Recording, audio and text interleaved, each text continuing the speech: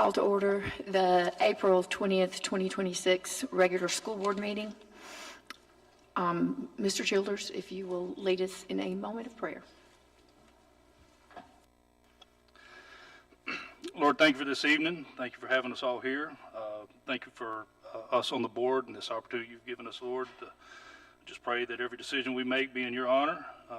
Pray that we lead in a way that glorifies you, Lord, and that everything we do is for Dothan City Schools, the teachers, the students, all our faculty. We love you, Lord. In your name, Jesus, we pray. Amen. The colors will be presented by the Dothan JROTC.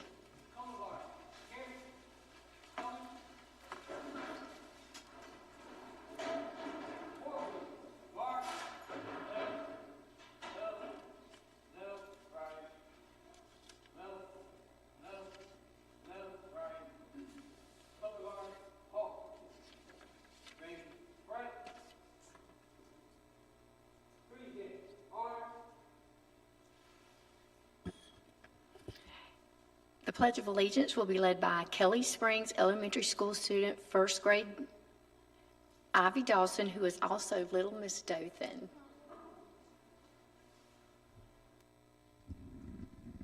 I'm Ms. Montalvo, the principal at Kelly Springs, and I am introducing Ms. Ivy Grace Dawson, and she has recently been crowned Little Miss Dothan, and she has a guest with her as well. My miss is named Landry. A pledge of allegiance to the flag of the United States of America and to the republic for which it stands, one nation under God, indivisible, with liberty and justice for all.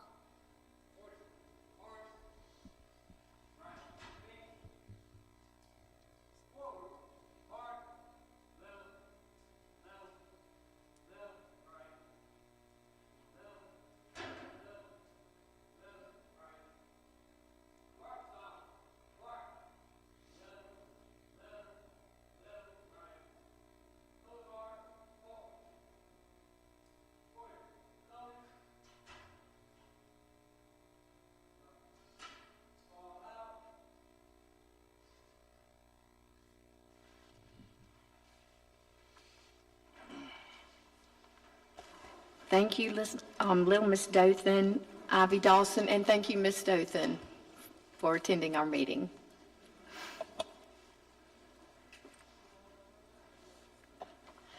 I ask for a motion to approve the agenda and proposed agenda modifications.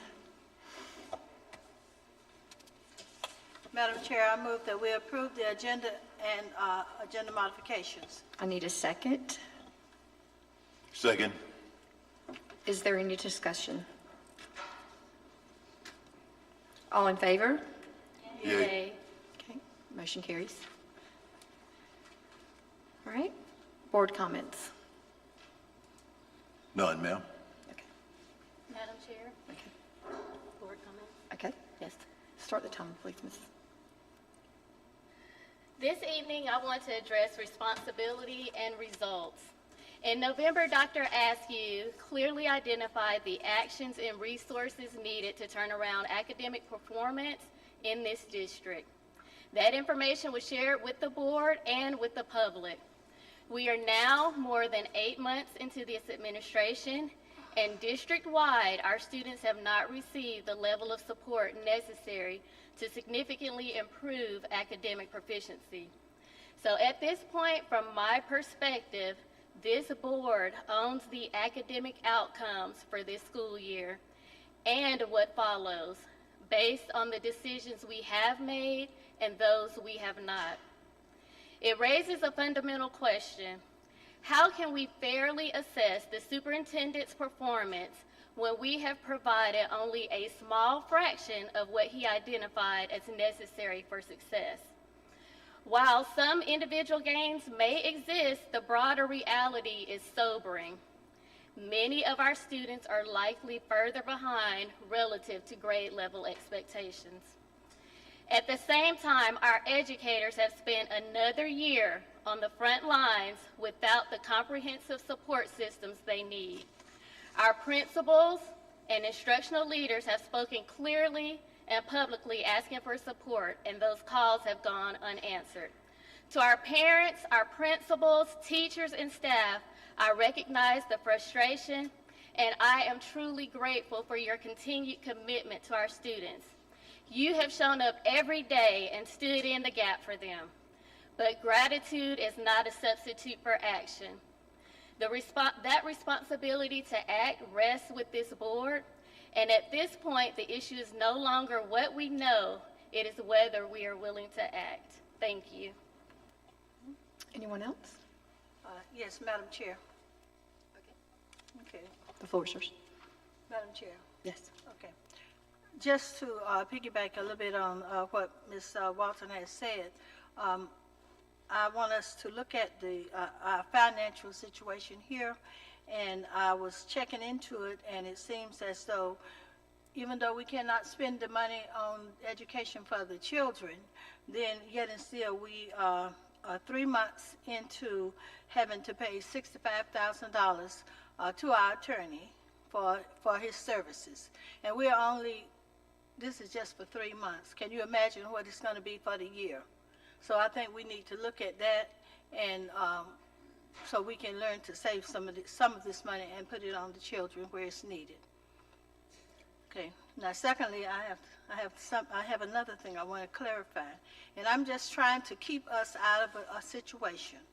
On the 10th, I think, this week, we received a notice from the superintendent, and it said board members cannot preview the evidence from the investigation that is being conducted when then take official action on it, because this is dual deliberation and it removes impartiality. And we don't want that to happen because we know the ramifications of that. Am I speaking that correctly? Because I think he said he talked to you, Dustin.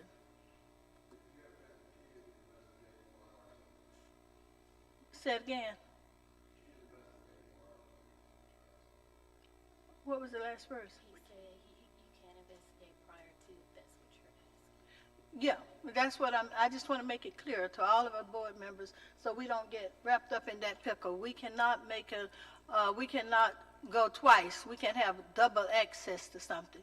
To know about it, and what I'm saying is to know about it in the beginning, and then when it comes time to vote on it, we vote on it.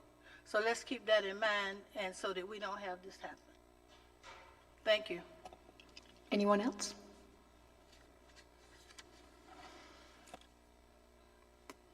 All right, Superintendent report, Dr. Eskew. Going to call Ms. Harmon to the microphone.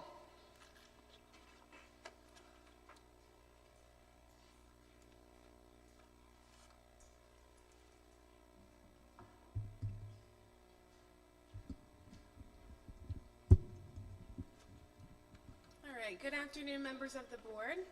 Tonight, we are proud to recognize the Selma Street Elementary School Beta Club for earning the distinction of a 2025-2026 National Beta School of Merit.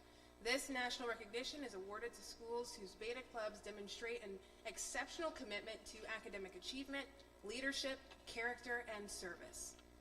It reflects not only strong academic performance, but also a culture where students are encouraged to lead, give back, and strive for excellence in all that they do. At Selma Street Elementary, the Beta Club represents some of the school's highest achieving students who consistently go above and beyond in the classroom while also serving as role models for their peers.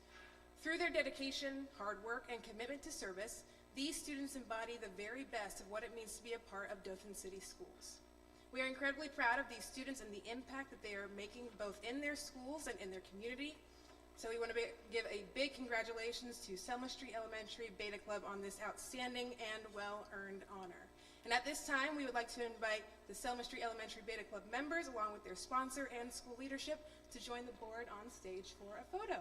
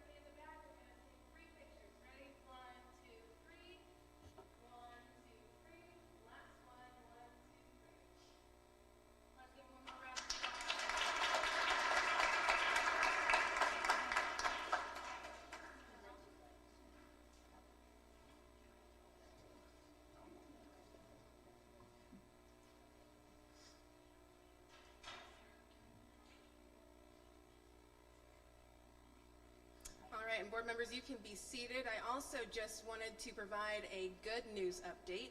In December, we shared that Dothan Technology Center graphic arts instructor Gina Bertishaw received national recognition through the National Society of High School Scholars Class Nobel Educator of Distinction. As of Friday afternoon, last Friday, she has now been named one of the top 10 finalists for the 2026 Class Nobel Educator of the Year Award. While she's not here with us tonight at this meeting, we absolutely want to take a moment to recognize her and celebrate this incredible achievement. As a finalist, she will receive a $1,000 award, a Golden Apple Award from NSHSS, and national recognition through a press release highlighting her accomplishment. She has also been invited to attend the NSHSS Scholars Day event in Atlanta this August, where the final award presentation will take place and where she'll have the opportunity to be named the national winner and win $5,000. This national honor recognizes the educators who demonstrate exceptional passion, dedication, and impact in their classrooms, and we are so proud of Ms. Bertishaw and her awesome accomplishment. That's all I have. Thank you, guys.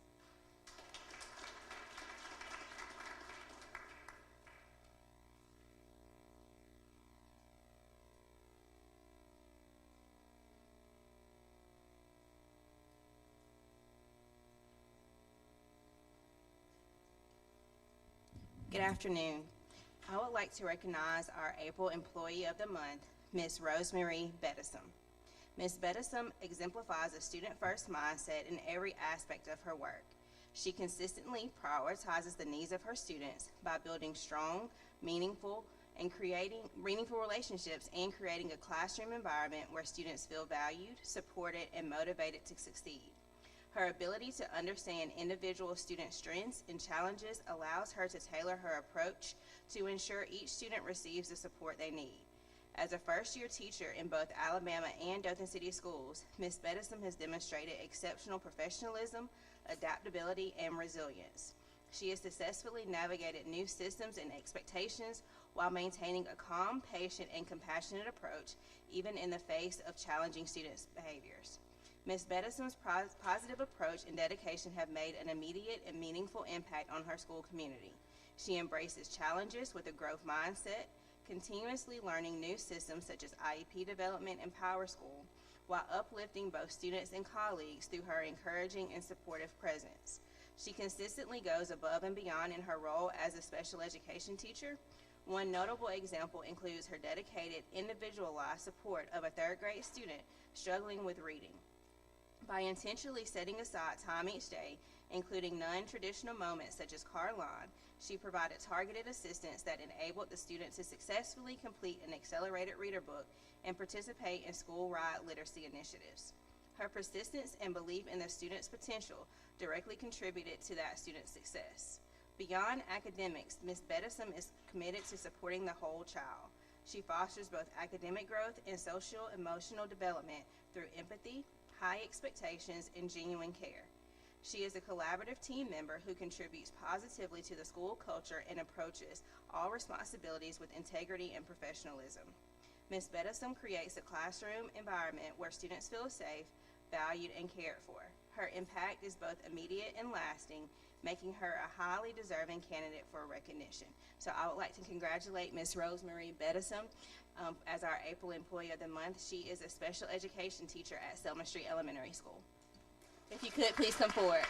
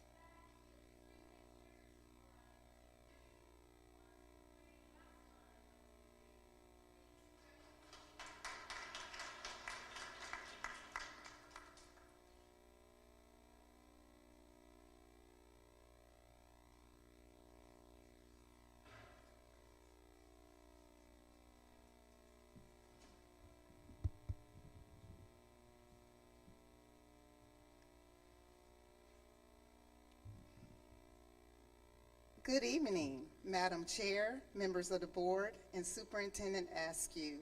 Tonight, I will be providing 2 brief curriculum and instruction updates for information only.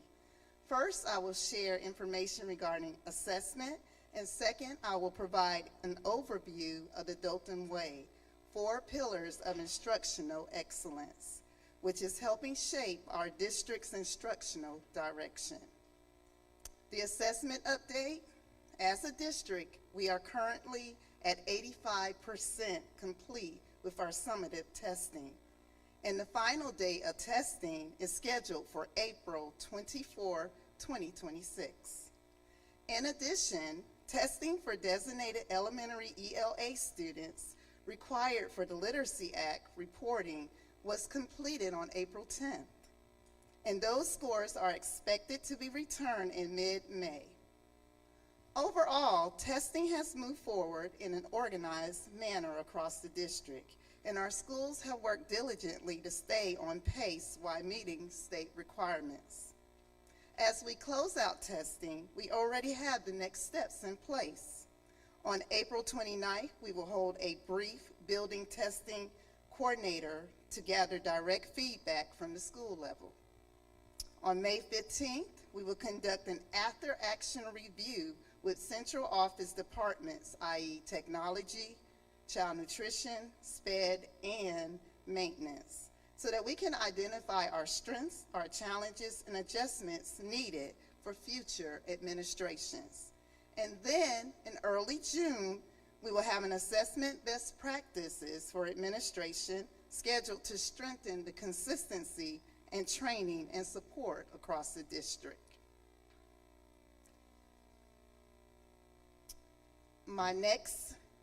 I want to talk about the Dalton Way.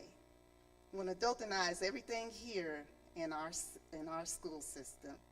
The Dalton Way is a research-based instructional framework designed to bring clarity, consistency, and alignment to high-quality teaching and learning across the district. It is directly aligned with our 2026-2030 strategic plan. And if you take a look at the instructional framework, these are our pillars. The framework is important because it helps us define what instructional excellence looks like in Dalton City schools. We really want all of our students to get the same quality education across all of our schools. The framework is organized by 4 pillars. Pillar 1, standards-based classroom. The pillar focuses on ensuring that instruction is clearly aligned to grade level standards, that learning objectives are visible and measurable, and that students have access to rigorous instruction with the support they need to be successful. At its core, the pillar answers the question: are we clear about what students are expected to learn, and are we consistently teaching to that level? As we look at pillar number 2, that's our instructional delivery practices. This pillar focuses on high leverage actions teachers use every day in the classroom, including how lessons are framed, how student understanding is monitored, and how academic discussion and writing are used, and how lessons are closed with purpose. This pillar matters because strong instruction is not only about what is taught, but also about how it is delivered in ways that actively, I'm going to say that word again, actively engage our students and move learning forward. Pillar 3, professional learning communities. When we talk about this pillar, it emphasizes the structure, collaboration among teachers around the key questions. What do we want students to learn? How will we know that they learned it? And how will we respond when they do not learn? And how will we extend that learning when they have already learned it? This pillar is essential because high-quality instruction does not happen in isolation. It happens when teams work together, use data, and share responsibility for student outcomes. My last pillar, pillar 4, and that's the assessment and data systems. This pillar focuses on creating a consistent data infrastructure across the district so that assessment is not just something we administer, but something we use to make instructional decisions. This includes the formative data, the benchmark reviews, and annual summative analysis that help schools respond more effectively and strategically to student need. Together, these 4 pillars create a shared language for instruction across our district. They help us define what we expect, how we measure it, and how we support schools in continuous improvement. Another part of our framework is that it includes an implementation continuum, which gives our schools and district leaders a clearer way to describe instructional performance and growth over time. That matters because we want schools to have consistency in expectations and clear path for improvement rather than different interpretations of what quality looks like. The Dothan Way is also directly connected to our district's strategic priorities. The pillar focuses on standards-based teaching and instructional delivery, which support academic excellence for lifelong success. The PLC pillar supports collaborative leadership and connected community by building shared accountability and collaboration among our educators. And the assessment and data systems pillar supports academic excellence by grounding instructional decisions in evidence and student need. In other words, the Dothan Way is not a separate initiative. It is the instructional infrastructure that helps bring the strategic plan to life in our classrooms and schools. At this stage, this update is being shared with the board as context for the district's instructional direction and continuous improvement efforts. We are gathering principal feedback across the schools so that building leaders can engage with our framework, provide site-level context, and help refine implementation before broader steps are taken. The feedback process is important because we want the work to be clear, practical, and meaningful for our schools. The board will continue to receive updates as the process progresses. Ultimately, the Dothan Way is about creating coherence, consistency, and clarity around excellent teaching and learning across Dothan City schools. In closing, both of these updates reflect the broader work of curriculum and instruction to strengthen systems across the district. On the assessment side, we are focused on strong administration, reflection, and continuous improvement. On the instructional side, we are working to build a clear and aligned framework for excellent teaching and learning across all of our schools. Thank you for this opportunity to share the updates tonight, and I am happy to answer any questions.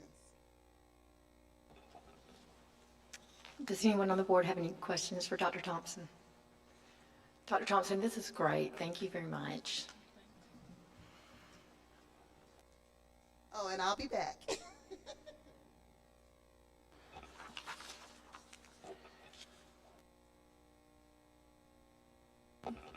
I need a motion to approve the minutes for the March 17th, 2026 regular school board meeting.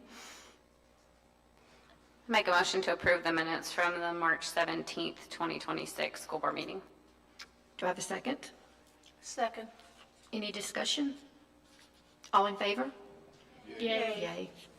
Okay, motion carries. I need a motion to approve the March 2026 monthly financial reports.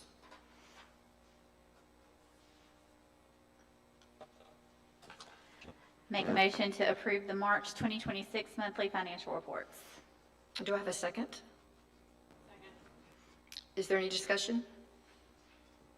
Okay, all in favor? Yay. Okay, motion carries. I ask a motion to approve the March 2026 financial reports for Head Start. Motion to, Madam Chair, Yes. I move that we approve Head Start financial report. Do I have a second? Second.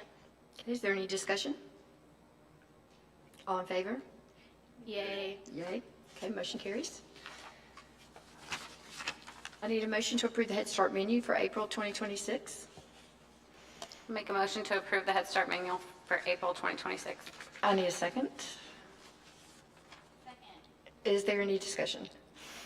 All in favor? Yay. Yay. Motion carries. I need a motion to approve the Head Start enrollment and attendance for March 2026. I make a motion that we approve the Head Start enrollment and attendance for March 2026. Do I have a second? Second. All in favor? Or is there any discussion? All in favor? Yay. Yay. Motion carries.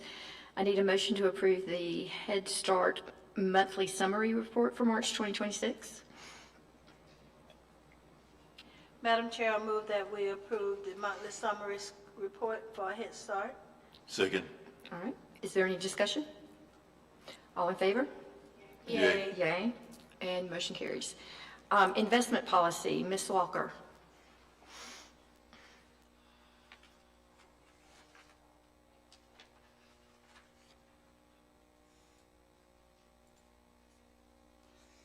Good evening. I recommend that the board table the proposed investment policy attached until the next regular meeting, allowing for additional review, clarification, and alignment with both the system's financial objectives and applicable Alabama law. I also recommend bringing the policy back for consideration at the next regular board meeting with any necessary revisions, and if appropriate, proceeding with approval at that time as presented and recommended by the superintendent. Does anyone have any questions? Okay. Ask for a motion to table the investment policy until the next regular school board meeting. I make a motion that we table the investment policy until the next regular school board meeting. All right. Do I have a second? Second. Is there any discussion? All right. All in favor? Yay. Yay. Motion carries. Thank you, Ms. Walker. Thank you, and I can be available if anyone has any questions between now and then. Feel free to reach out. Thank you. All right. I need a motion to approve the out-of-state field trip for Dothan High School JROTC for students to attend Wild Adventures in Valdosta, Georgia, May 2nd, 2026.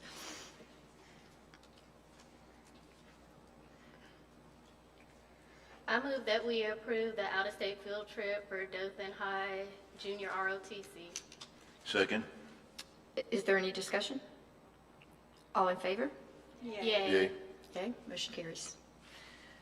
Okay, I need a motion to approve an out-of-state and overnight field trip for Dothan Tech HOSA students to attend HOSA's International Leadership Conference from June 16th to June 21st, 2026 in Indianapolis, Indiana. Madam Chair, I move we approve the out-of-state and overnight field trip for Dothan Tech. Okay, I need a second. Second. All right, is there any discussion? All in favor? Yay. Yay, motion carries. All right. I need a motion to approve the textbook adoption for the social studies and art education. Madam Chair, I move that we approve the adoption of social studies and arts education. Do I have a second? Second. Is there any discussion? All right, all in favor? Yay. Yay. Motion carries. I need a motion to approve the Gallup-Paid Social Studies textbook purchase for grades K through 6. I make a motion that we approve the textbook purchase recommended for K through 6. Do I have a second? Second. All right. Is there any discussion? Okay, all in favor? Yay. Yay. Motion carries. I ask for a motion to approve the textbook and instructional material deletion list. Madam Chair, I move that we approve the instructional material deletion material. Do I have a second? Second. Is there any discussion? All in favor? Yay. Okay, motion carries. Microsoft Campus Agreement. I ask for a motion to approve the Microsoft Campus Agreement. Madam Chair, I move we approve the Microsoft Campus Agreement. Do I have a second? Is there any discussion? All in favor? Yay. Motion carries. I ask for a motion to approve the paving project and doors and window replacement bid.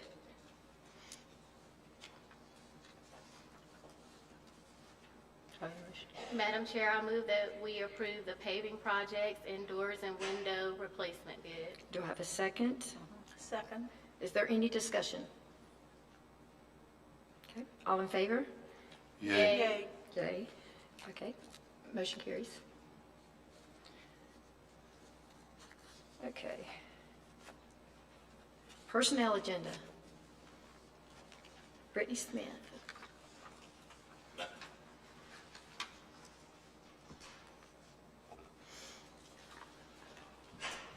Evening again. So I have 3 deletions. Okay. The first one is E6. E6.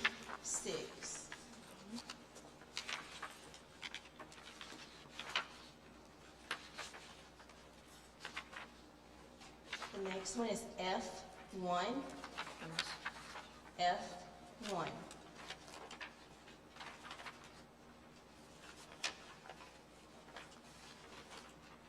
I'm missing a page. I think we're missing a page.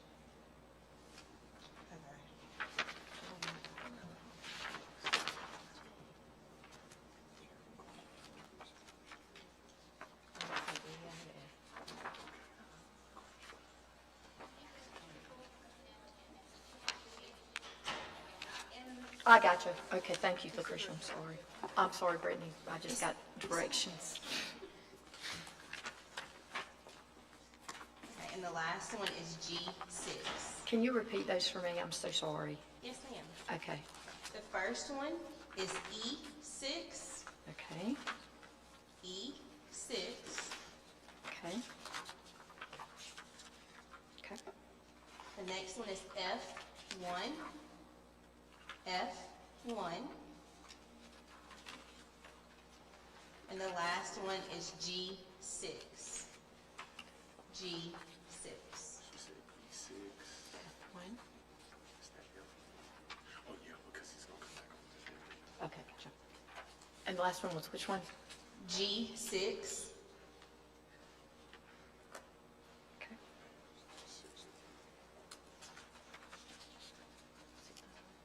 We have a correction for G10.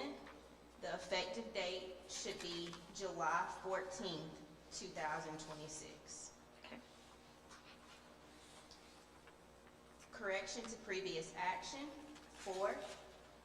Retirements, 7. Resignations, 23.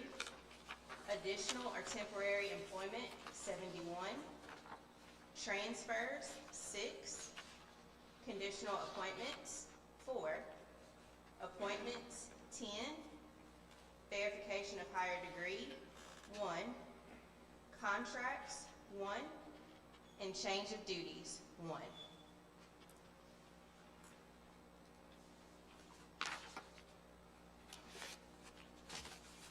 Sorry about the mix-up.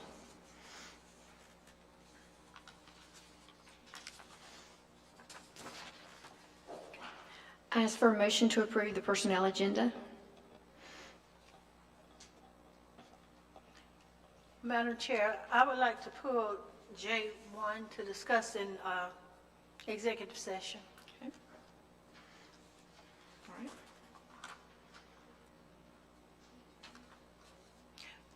Madam Chair, I Yes. move that we approve personnel with the exception of J1. Okay. Do I have a second? Second. All right. Is there any discussion? All right, all in favor? Yay. Yay. Yay. All opposed? Okay, motion carries.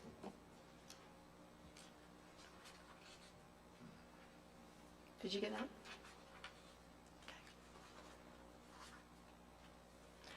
Okay. All right.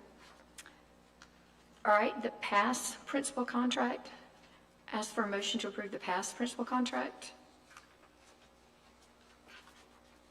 Do I have a motion to approve the pass principal contract?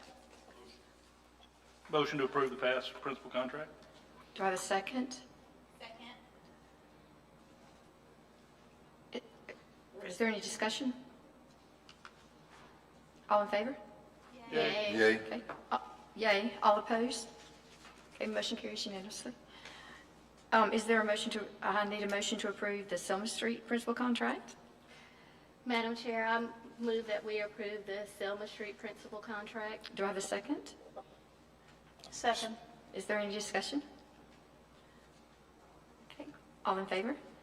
Yay. Yay. Okay, motion carries. I ask for a motion to approve the Fane principal contract.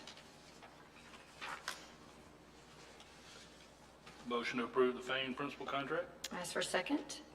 Second. Is there any discussion? All right, all in favor? Yay. Yay. Okay, carries. I ask for a motion to approve the Beverly principal contract. Madam Chair, I move to approve the Beverly Principal's contract. All right, do I have a second? Second. Is there any discussion? All in favor? Yay. Yay. Yay. Okay, that carries. I ask for a motion to approve the Dothan Sixth Grade Center principal contract.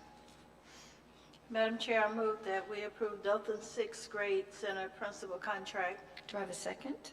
Second. Okay. Do I have a second? Second. Is there any discussion? Okay. All in favor? Yay. Yay. Yay. That carries. Okay. The psychologist job description. No. Sorry. Oh, I'm so sorry. I missed that one. Do I have a motion to approve the Highlands principal contract? Madam Chair, I move that we approve the Highlands principal contract. Do I have a second? Second. Is there any discussion? All in favor? Yay. Yay. All right. Motion carries. Trying to get us out of here a little bit quicker. Sorry about that. Do I have a motion to approve the psychologist teacher job for, job description? Madam Chair, I move that we approve the psychologist job description. Do I have a second? Second. Okay, is there any discussion? All in favor? Yay. Okay. Okay, all opposed? Nay. Nay. Yay. Yes. Yes. You said yes? Okay, so it's 4 yes, so then motion carries. All right. All right, turnaround literacy specialist. Do I have a motion to approve the turnaround literacy specialist job? Madam Chair, I move that we approve the turnaround literacy specialist job description. Okay. Do I have a second? Second. All right. Is there any discussion? I do want to say at this time, we're excited at the potential of having this position approved. It'll certainly fill a needed skills gap in our schools and support our principals in accelerating literacy instruction for our students. Just for the edification of the audience, I'll read a summary of the position for you. The turnaround literacy specialist, who is classroom-based, is an expert practitioner strategically embedded within high-need schools to accelerate student reading achievement through intensive classroom-based instruction and job-embedded instructional leadership. This position functions as a multi-classroom leader with an assigned staff of teachers with whom the specialist will teach alongside, plan with, and collaborate daily. The specialist is not a traditional coach. She possesses a higher level of expertise, is a lead classroom practitioner responsible for directly improving student literacy outcomes, and supports and modifies instructional roles across multiple classrooms as needed. The The specialist also supports evaluation of team members in the assigned school. The role is focused on delivering immediate, measurable improvements in student literacy outcomes, particularly in schools that need improvement to close achievement gaps. Thank you. Madam Chair, I have a question for Dr. Askew. This is, the hope is to hire more than one, correct? That's what, that we would like to hire multiple. Correct, 5 positions. Okay. Madam Chair, I have a question as well. Sure. So, Dr. Askew, in your original plan for literacy, it was the focus of 10 schools. This is only 5, so what's the plan for the additional 5? So with the 5 turnaround specialists, the good thing is there'll be our employees. So when the job is done at one site, and because we'll be hiring them through central office, then we can move them to another site. What do you think the time frame would be on that to give them enough time at the first school before they'll need to move? It depends on the school. So for example, we've got schools at different levels of school improvement. So those in the 5 that are in the most dire levels of improvement, it's going to take at least an instructional year. For others, maybe a half year at Christmas, but at least a year for those who are in the lowest levels of improvement. Any other discussion? Is it possible to share schools, have 2 schools? So I don't want to divide their attention at first. I want them to go in, get the job done, let's get the achievement where it needs to be and get the practices in place, and then move forward to the next school. Madam Chair? Yes. Dr. Askew, can you please advise, I don't know if I heard it, the dollar impact for these 5 positions? Sure. So a maximum, if we get all 5, of about $625,000. That would be funded via title funds, mainly Title II.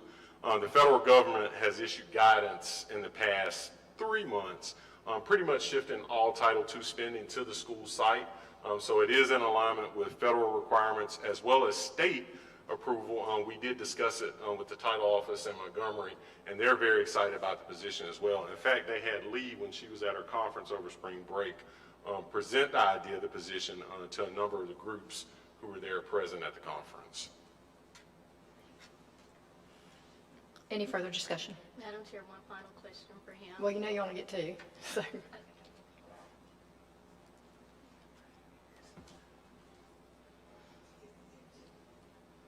Okay, Dr. Askew, what is the difference between this and the reading coaches? Sure. So the coaches work with the teacher specifically providing PD. This position will teach. These people are teachers. 70% of their time, if you look in the job description, is dedicated to teaching alongside and guiding the team of teachers that they're assigned to. So that's one of the big differences. Also, they're responsible for outcomes. Coaches are not responsible for outcomes. A part of their evaluation is going to be how did the kids do in the end. So they have that responsibility. And then they also have oversight over the group of teachers that are assigned to them as they are multi-classroom leaders. Okay. Any other discussion? One more question. Dr. Askew, have you checked into this, and do you think you'll be able to get the required number of teachers that we need for this? Absolutely. I think with the salary that we're going to offer with this position, we will be able to attract. And let me say this too. We've got good candidates internally. So I think that there are people within the system who qualify. But in addition to that, I do think any positions we can't fill from people who are internal, we'll be able to attract the correct candidates. Any further discussion? All right. All in favor? Yay. Yay. Motion carries. All right. IXL for 9 through 12. I need a motion to approve IXL for grades 9 through 12. Make a motion that we approve IXL for grades 9 through 12. Do I have a second? Second. Is there any discussion? All in favor? Yay. Yay. Yay. All right, motion carries. Professional leadership development for DCS CNP staff. Do I have a motion to approve the professional development and leadership development for DCS CNP staff? We skipped the whole child. Oh, I'm so sorry, forgive me. We have a motion to approve, do I have a motion to approve the whole child RTI behavioral supports contract? Madam Chair, I move that we approve the whole child RTI behavioral supports contract. Do I have a second? Second. All right, then we do have some discussion. Dr. Corbett, if you'd like to introduce.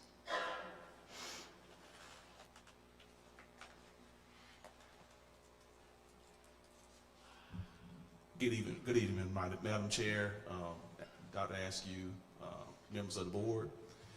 We do have Dr. Greg Benner here. He really does not need an introduction. He has done a great job with the Whole Child Initiative for the past 2 years. And tonight he's going to present to you the RTI PST Behavioral Support Initiative, which in turn will support our behavioral specialists and provide classroom management support for our teachers as well. So, Dr. Benner. Thank y'all so much for the opportunity to talk with y'all today. I have just some good news for you. Matter of fact, great news. I have a couple questions before I dive into the great news. You ready for a couple questions, though? Because I know you've been asking questions and things. I'm going to ask a couple. Anyone want to see less disruptive behavior in our schools? Raise your hand. Less disruptive behavior, less suspensions, less discipline. How about better school safety? What about more time for our teachers to teach instead of dealing with behavior all day, putting out fires all day? What about less teacher stress and exhaustion and burnout? Anyone want to see less of that? Okay, that's all my questions tonight. But if the whole purpose of this contract, and I thank you for your support with it, the whole purpose of it is to reach those outcomes. Less discipline, less suspension, less fights. I didn't ask you that question. Yeah, exactly. Helping our schools be safer. And can I tell you all a secret? It's this. Here's a secret. People don't want, adults, teachers don't want to teach in toxic environments that are lots and lots of problem behavior all day. This is one of the leading causes of low morale nationwide, is disruptive problem behavior. I'm sure the teachers behind me, I can't see y'all, but I see the heads nodding here. So this is all about Teachers' Bill of Rights tonight. It's all about supporting those that we need most, that makes the biggest difference with Dothan children, and give them all the support they need so they can teach in safe environments, that they can create positive classroom environments, so we can get support in their classrooms for kids that really struggle with real-world behavioral needs. And we have a lot of them out there. And sometimes teachers from people like me at universities don't get enough support prior to them coming to Dothan City Schools. They need still some practice. They need still some coaching on how to support, to create a great classroom environment, and also to help, especially some of those kids that are rolling on the floor, talking out, power struggling with them. And I know you've all seen that before, but this is a time like none other. We have more problem behavior than we've ever seen in our nation's schools, and including here in Dothan City Schools. So that's the whole why behind this contract. So if we can go to the next slide. I know you all know me a little bit already, but these teachers behind me, the educators, they know I got their back, and that's my job to have your back too, and I promise you I will. So you can see the why behind this. Did you know half of instructional time is lost due to problem behavior? Did you know that? So I think Dr. Thompson just laid out a great plan for us, but you know, it's going to be really hard for our teachers to fulfill that plan if we have kids disruptive and rolling on the floor and running out the class, down the street, all that kind of stuff leads to a real challenge to provide that high quality instruction and to turn around some of our schools and to really meet the needs and help all our students be proficient in reading, writing, and math.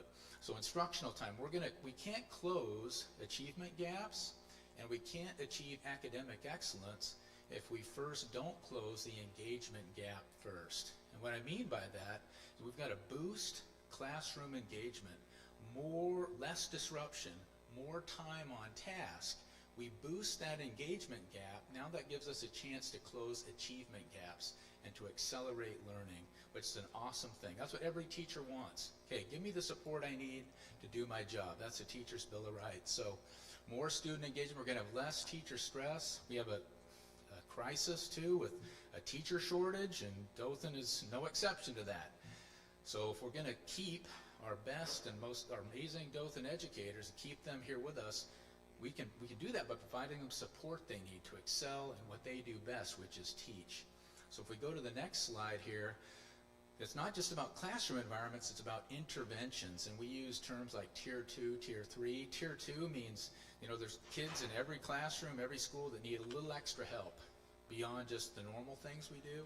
So we're going to provide Tier 2 supports for kids that need a little extra help. And then Tier 3 means we have kids that need a lot of extra help, more intensive, individualized help.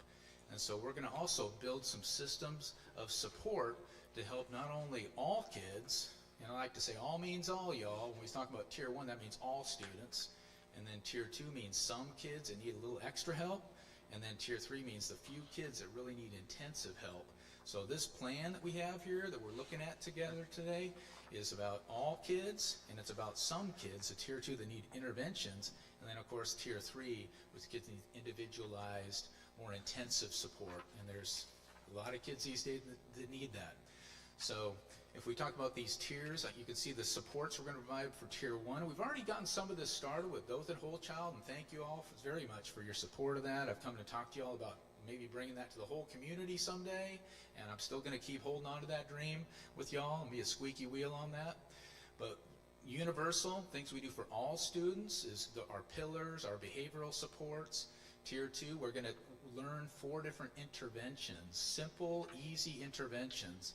One is the self-management interventions for kids that are attention-seeking, that are always blurting out and interrupting class, and there's one like that, at least one in every class. So we're going to do what's called a self-management intervention, and they're going to get points based on how well they show the behavior expectations. We're going to catch them being good, which is an important thing, and they're going to get points on how well they're showing those good behaviors each day.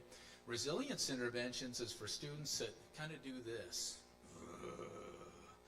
Put the hoodie, leave me alone, and they withdraw from you, and then you try to reach them, and it's hard to reach them. Kids are more withdrawn and quiet and pushing away and maybe not participating in instruction. We're going to do a resilience intervention, and these are all evidence-based things, simple. They're not complicated. Anyone like simple stuff? Me too. So these are very simple things. And by the way, you'll be leading the charge in the state of Alabama and a lot of other places too, doing some of these things that really are simple, effective things for kids that need a little extra help. That's what Tier 2 is about. We also have kids that are ringleaders, that whatever they do, other students do. You know any kids like that? That whatever they do, they're influencers in today's language. Oh, it's an influencer, a weather maker, we call them. Every school has them. We have a leadership intervention for students like that sometimes power struggle. And attendance, obviously, we have kids that need to get to school and chronic absenteeism. We have a simple attendance intervention as well. So 4 simple interventions there for Tier 2, and then we'll start learning about a Tier 3 supports too, kind of wraparound type supports. And this is a team effort here to put these things in place and to draw upon all the good knowledge we already have to build this kind of system of support. So if we go to the next slide here, the first step is it's kind of like, when you get on an airplane and they say, oh, that person steps up and says, the first thing you got to do is put on the oxygen mask. You put on yours first so that you can breathe to help others around you. So we're going to kind of get immediate support to our educators. I love Dothan educators. They know I love them, and we're going to get them immediate support. And I call them teacher huddle teams, but I'm going to draw upon Dr. Thompson's language there because I didn't know your language, so I'm going to use her language. We're going to call these PLC teams. So our PLC teams are going to work together to create really simple expectations, what does learning look like in our classrooms? That's what we call an anchor chart. We're going to learn about all behavior is communication. So when a kid is misbehaving, what is the child trying to say with their behavior? Because all behavior is purposeful. All behavior has a communication behind it. But what is this, when kids rolling on the floor, what is that behavior saying? And once we know what it's saying, we can provide the right intervention. We can meet that need. We call that a function-based intervention. So these are some pieces we're going to put in immediately to give teachers that oxygen mask so they can get that support they need right now in April and May. And as we head into the summer, we're going to provide some support for our RTI PST teams. If we go to the next slide right there. So you can see going into July and August here.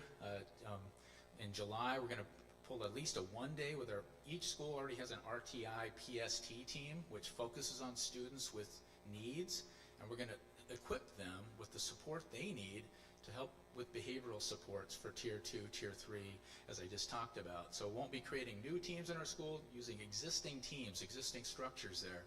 And then I'm going to provide on-site support, and we have behavior specialists, as you all know, too. Thanks for your support with that.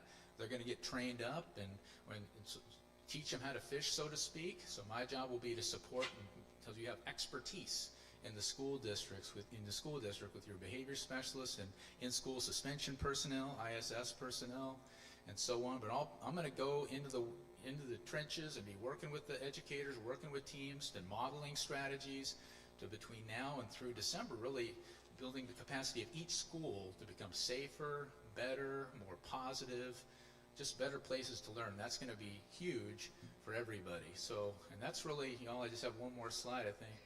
Here's the timeline, just what I just walked to. I'll give you a report in January on how things are going. We'll be collecting a little bit of data because that really matters to know if we're succeeding and meeting our milestones, but I'll provide that to you in January. But just some of the key, last slide there, the key things, we're just going to measure success in these ways with some simple fidelity checklists, and each student that is on intervention is going to have points they're going to be earning, and we're going to use those data to know how well students are responding to interventions. That's going to give you data to know, is all this stuff working or not? So you'll be able to know really clearly that way. So kind of the last piece right there, outcomes, as I mentioned, it's all about the educators. We're going to reduce disruption, more positive behavior, less teacher stress, less burnout, less exhaustion, which is what every teacher wants, and more engagement and improved attendance is what we're going to see. And we're going to build systems. Build systems, of course, systems that are built to last in Dothan City Schools. So with that, y'all, asking for your support to launch this, and you know I got your back. So I want to say thanks to y'all very much. Thank you. Thank you, Dr. Benner.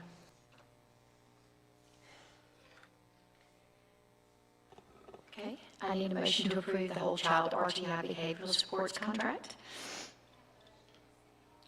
Oh, I'm sorry. Is there any other discussion? Madam Chair, I have a question. Yes. For Dr. Askew. In the contract, it says that this will go through December 2026. He said he would present, kind of reevaluate in January. So this will go through then, and then we will reassess if we want to continue going with it. Correct, that's my understanding.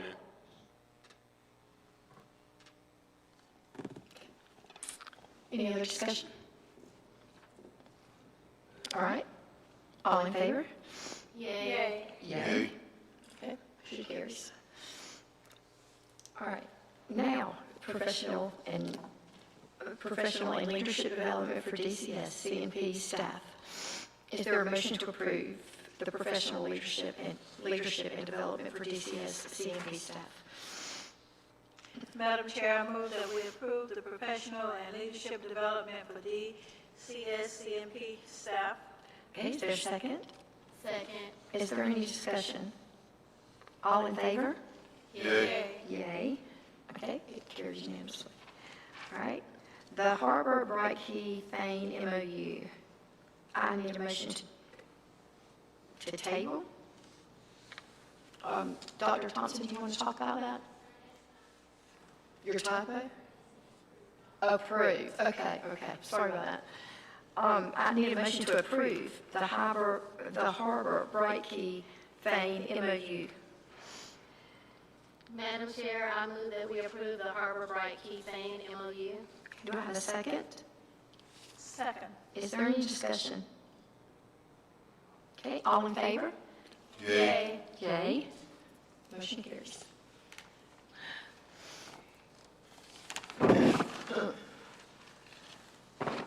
Okay, special education, I need a motion for to approve the special education recruitment, retention, and incentive program. I make a motion that we approve the special education recruitment, retention, and incentive program. Do I have a second? Second. Okay, is there any discussion? Okay, all in favor? Yay. Yay. So unanimously carries. Okay, the DCS activity bus redesign. Dr. Askew, do you want to talk about that? Sure. Well, everyone knows our team went to the Final Four this year in basketball, and certainly we're proud of that accomplishment. I think as a result of that, there was some conversation about the condition of our bus. And so in response, we did go out and get some quotes, and so I presented for you tonight what we feel like is the best quote as well as the best design for our bus going forward. And we're actually going to do both buses. There'll be two that'll be decorated this way. So we're excited about it, and hopefully the board will approve. I know that I have a question. Will we have the rights to the design? I'm going to say, let me check on that. Okay. We haven't trademarked it. But Okay. Yeah, I think others will be interested. And the second question I have is, have we checked on fading? Because that's what our current problem, that we faded to pink and we look like, so is there a warranty? It is warranty. Okay, all right. So if anybody who hasn't seen our activity bus, our bus is pink now instead of our colors. It's a very pretty pink. It is. And we want our athletes to show up in something they're proud to ride in. And I have to say, I saw it, and I mean, it's awesome. If you would see someone driving up in there, you say, I don't want to play that team. A big, what is it, wolf? I mean, it is awesome. Madam Chair. Yes. On the bottom of the Tri-State graphic paper, it says, this proof remains the exclusive property of Tri-State Graphics until approved and accepted. So I'm assuming that means that once we approve and accept it, it becomes our property? Correct. So we would own the rights to it if we decide we wanted to do. Right, they're just saying we couldn't take their picture and take it to another vendor Right. and get a different. But if we wanted more, we wouldn't have to pay Right. for a redesign. All right, thank you. All right. So do I have a motion to approve the DCS activity bus redesign? Madam Chair, I move that we approve the DCS activity bus redesign. Okay, do I have a second? Second. I guess we've had discussion. All right. All in favor? Yay. Yay. Motion carries. Okay. Do I have a motion to approve the Carnegie Learning Professional Development? I assume that's approved. Okay. Madam Chair, I move that we approve the Carnegie Learning Professional Development. Okay. Do I have a second? Second. Is there any discussion? I want to call Dr. Thompson to the podium so she can brief the board on the Carnegie Learning Project. Okay.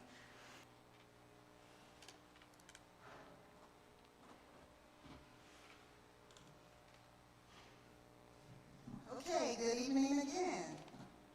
So tonight's recommendation is focused on strengthening mathematics instruction by building the capacity of our teachers and our leaders across the district. So I am presenting an item for board's consideration, a professional learning partnership with Carnegie Learning to support mathematics instruction across Dalton City schools. The purpose of the partnership is on strengthening instructions in mathematics by building teacher and leadership capacity. We've reviewed our data and instructional practices. We know we have gaps in foundational math skills, especially in the areas such as fractions, ratios, proportional reasoning. These gaps are important for student readiness, particularly as students move towards Algebra 1. What the partnership provides, it is not a program, but it is a professional learning and coaching to improve instruction, and includes math academies for teachers across grade levels, leadership support for principals and instructional leaders, and ongoing coaching and collaborative planning. The focus is really on helping teachers move from procedural teaching to conceptual understanding, so students are not just doing math, but understanding it. Why this matters? At the end of the day, it's important that we improve Tier 1 instruction. When we strengthen our core instruction, fewer students need intervention, and more students are able to access grade-level content. This work is directly connected to increasing Algebra 1 readiness and pass rates, strengthening student understanding in mathematics, and improving overall student outcomes. The partnership includes clear measures of impact. We are looking at changes in instructional practices, leadership feedback and walkthrough data, and student performance data, including ACAP and interim assessment.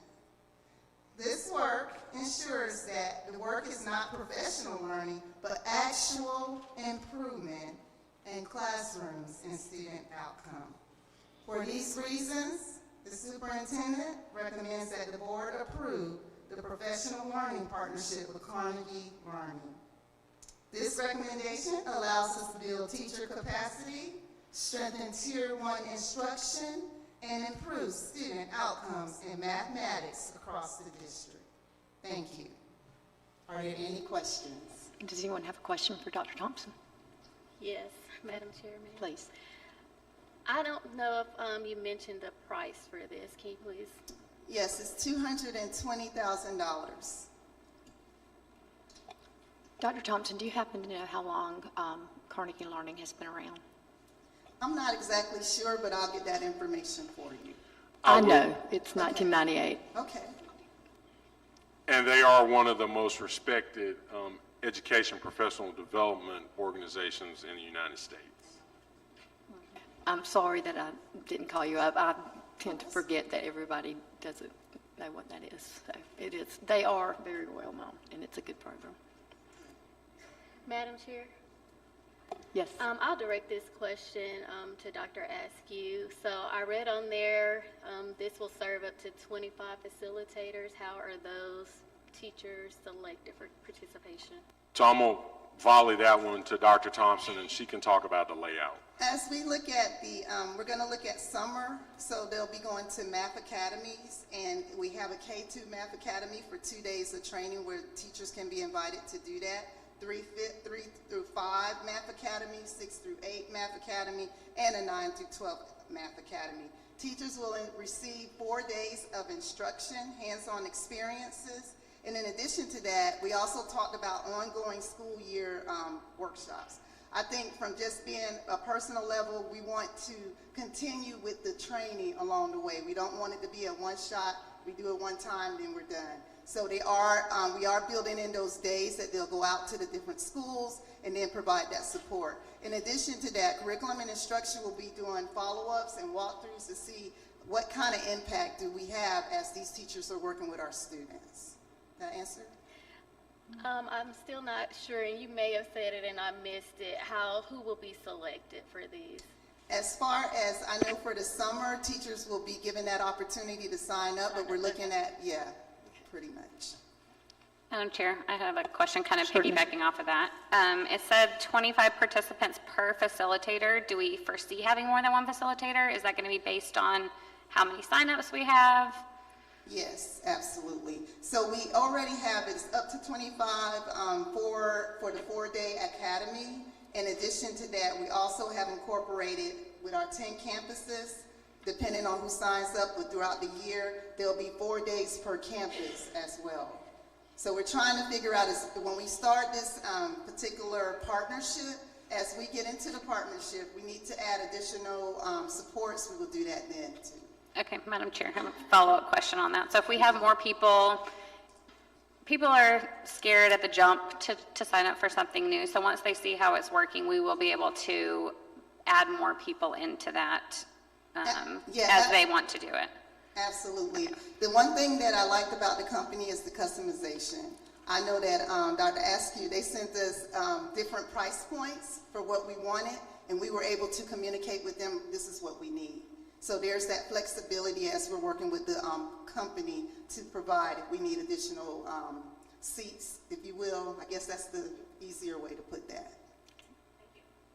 Any further discussion? All right. All in favor? Yay. Yay. Motion carries. Thank you. All right, now we have public delegation. People wishing to speak. First, we have Italia White.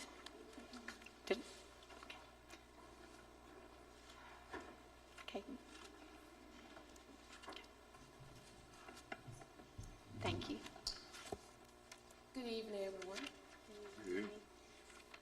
To Dr. Askew, President Turner, and the entire Dothan City Schools Board, thank you all for allowing me this opportunity to speak tonight. Again, I am Italia White. I am a career preparedness teacher at Carver Ninth Grade Academy. I stand before you not only as an employee of Dothan City Schools, but also as a mother and a deeply concerned citizen. As I enter my 23rd year in education in nearly 12 years with this district, I have witnessed tremendous changes in our students, families, society, and the challenges our schools now face. Teaching today has become increasingly difficult. Teachers are expected to manage discipline issues, meet growing academic demands, address emotional and behavioral concerns, and carry responsibilities beyond our core roles, all while often feeling unheard and supported. Those of us in the classroom every day, we are the closest to our students. Yet too often, our voices are missing from important decisions. Many of our students are carrying burdens far beyond the backpacks that they carry. Trauma, broken homes, violence, neglect, anxiety, depression, emotional pain and struggles, mental health struggles. They show up every day in our classrooms. We are asking teachers to educate children who are hurting deeply, while expecting test scores and outcomes that ignore the barriers these students are facing. Let's be honest. These barriers are more visible in students who are Black and brown. Recently, I was injured while trying to protect a student from violence inside of my classroom. In that moment, I acted as an educator, but also as a mother. No teacher should have to choose between protecting children and protecting themselves. Our students need more than discipline. They need intervention, counseling, mentorship, emotional support, and adults equipped to help them heal. Our teachers need more than expectations. We need resources, staff and support, safety measures, and to be included in conversations that impact our schools. I respectfully ask this board to listen closely to classroom teachers, educators, the people who work directly with students every day. Listen to those living this work every single day. We are not against accountability or progress. We are asking for partnership, practical support, and real solutions. We see their struggles firsthand. We know when a child is crying out for help through anger, behavior, silence, and disengagement. Please invest in mental health resources, intervention support, teacher safety, and practical solutions shaped by those who are in the classroom daily. We love our students. I love my babies. We love this district, but many educators are exhausted, overwhelmed, and crying out for help. Our teachers want to stay, our students want to succeed, but we cannot do it alone. Please hear our cry. Thank you. Thank you.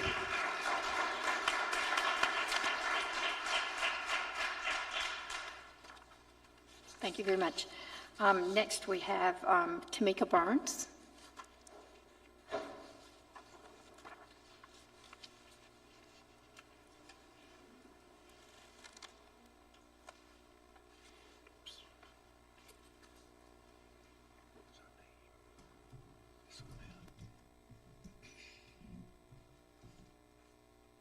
Good evening.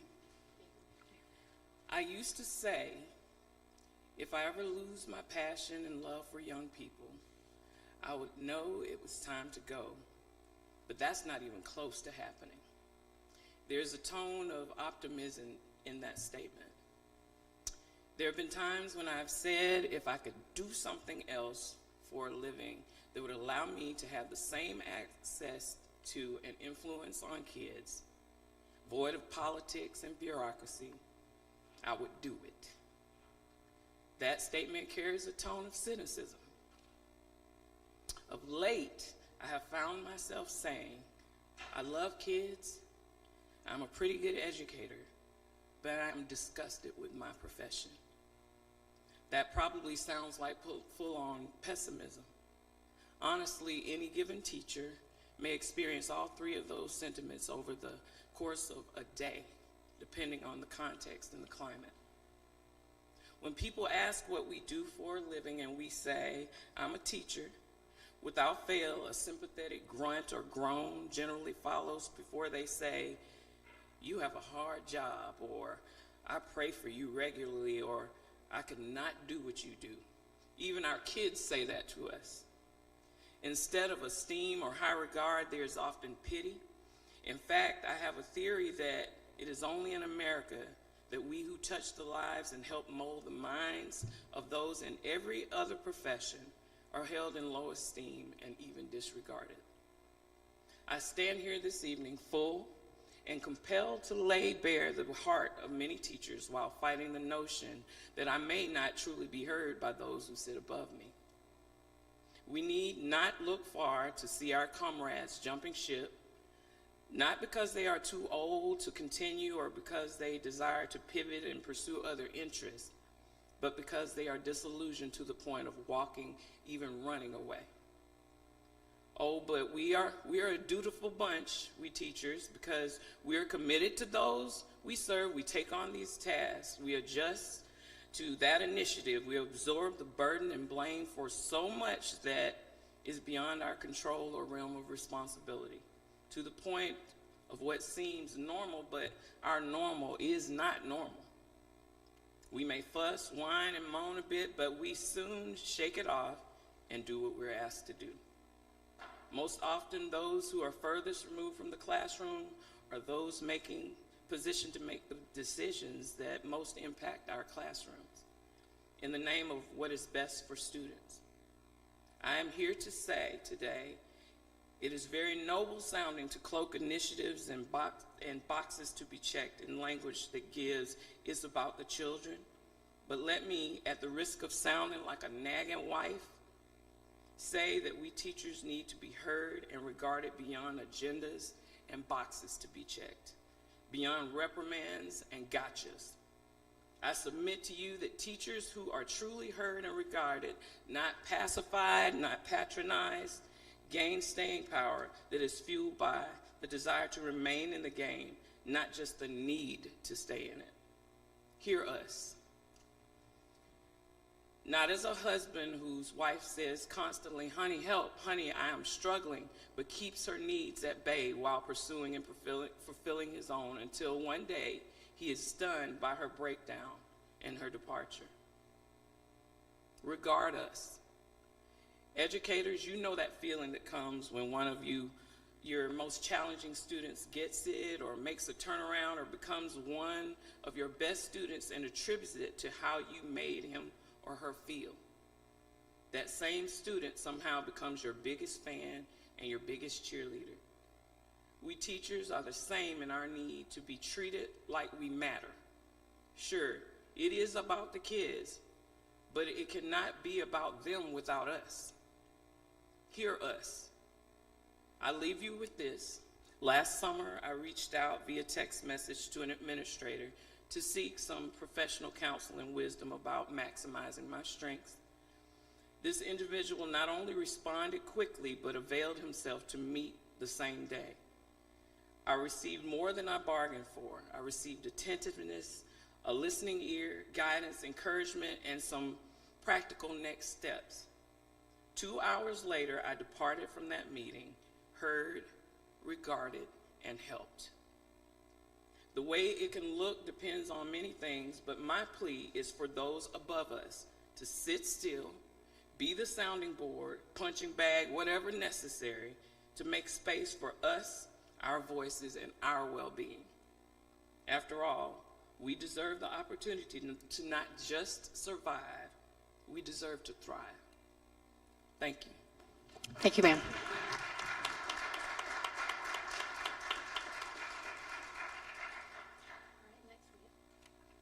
Next, we have Miss Letitia Jackson.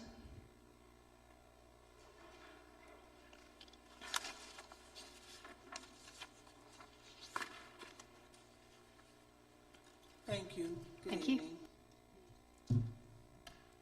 To the chair and board members and Dr. Askew, thank you for allowing me this privilege. I would also like to thank you for the step that you took today, moving in the right direction. However, I really would like the audience, the public here, to know exactly what happened and what that means.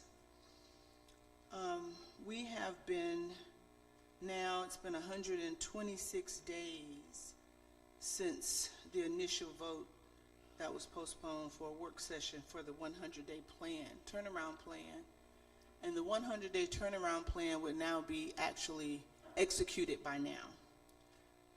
The 100-day plan was a total of about $625,000, about $300,000 for Dr. DeWalt and her literacy program that has proven success, and I think that would cover 10 schools, and another, I think, $250,000 for the math consultant that we heard from. That was another $250,000. It was roughly around, the numbers may not be accurate, you all know, or they may not be actually the numbers, but you all know what they are.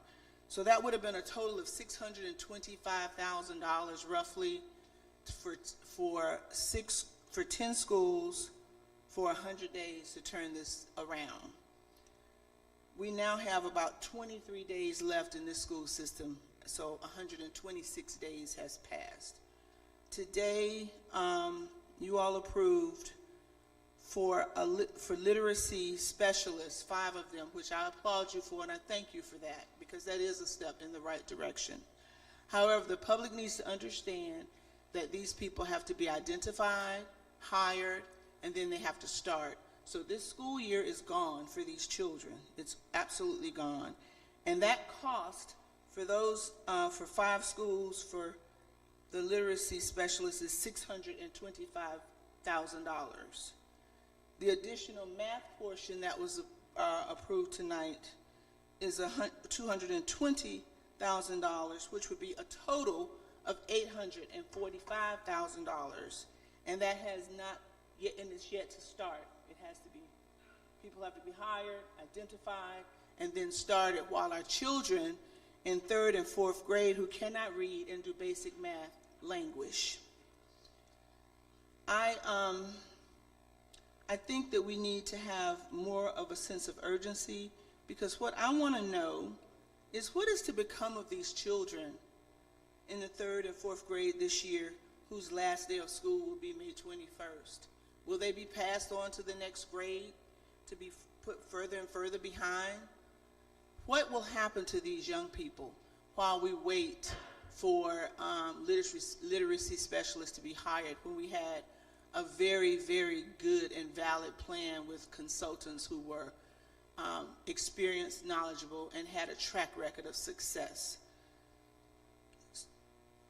I thank you for the step that you took, but I just want to make sure that the audience recognizes that we went from a 100-day plan turnaround, which would have been implemented by now, to the plan that was approved tonight for an additional $200 and something thousand more, and it's going to take time for that to even get started.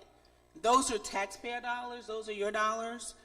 So I just wanted to make sure the public understood the step that was taken. Although we applaud that step, I think it's important for them to understand the difference between the step that was taken tonight and the step that Dr. Askew put forth 126 days ago.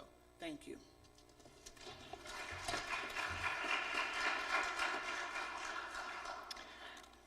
Okay, we have a executive session for good name and character and a pending legal matter. So do I have a motion to adjourn to executive session?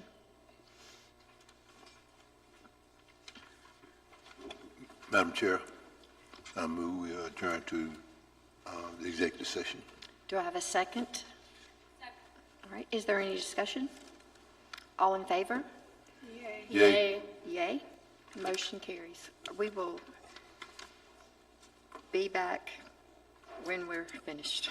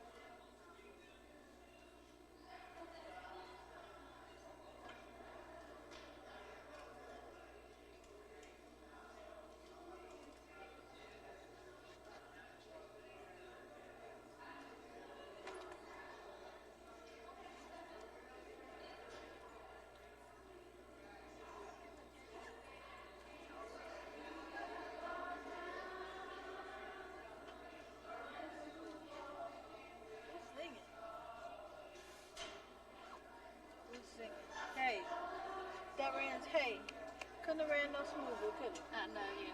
And you see how they stood, you see how they. We'll see how smooth it runs when we get back here. Yeah, well, we'll see that, yeah. But you see how they split up them roads.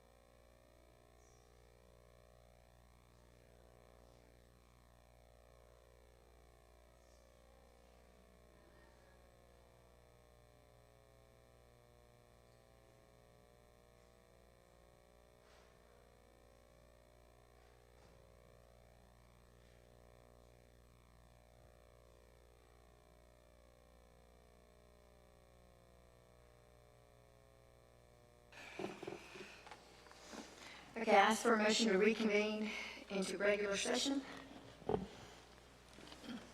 Madam Chair, I move that we reconvene into regular session. Do I have a second? What? Second. Is there any discussion? All in favor? Brenda and I both did, but she started, so you can put Brenda. All in favor? Yay. Yay. All opposed? Motion carries.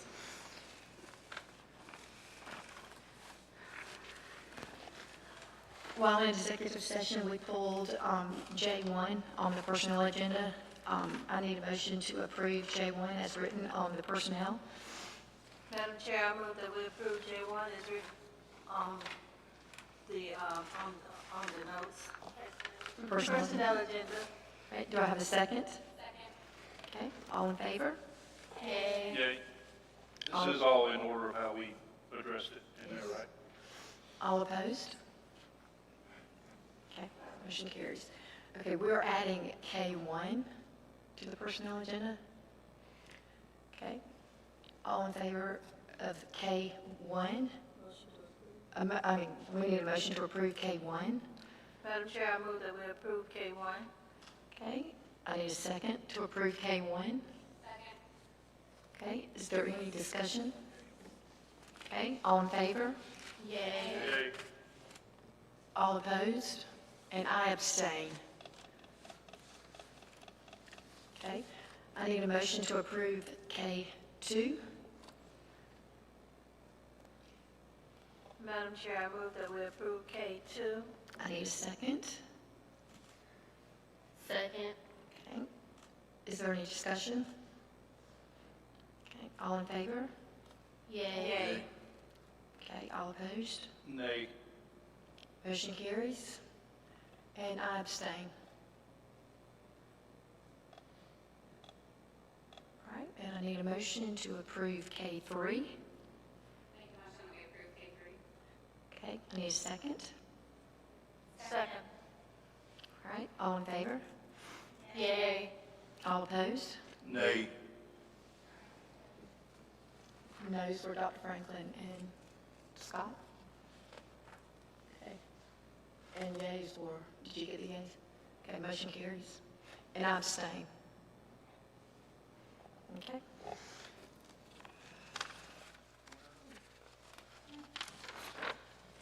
Okay, new business. Regular board meeting is Tuesday, May 19th, 2026 at 5:30. And do I have a motion to adjourn? Madam Chair, I make a motion that we adjourn. Okay, do I have a second? Second. Is there any discussion? Okay, all in favor? Yay. Yay. All opposed? Motion carries.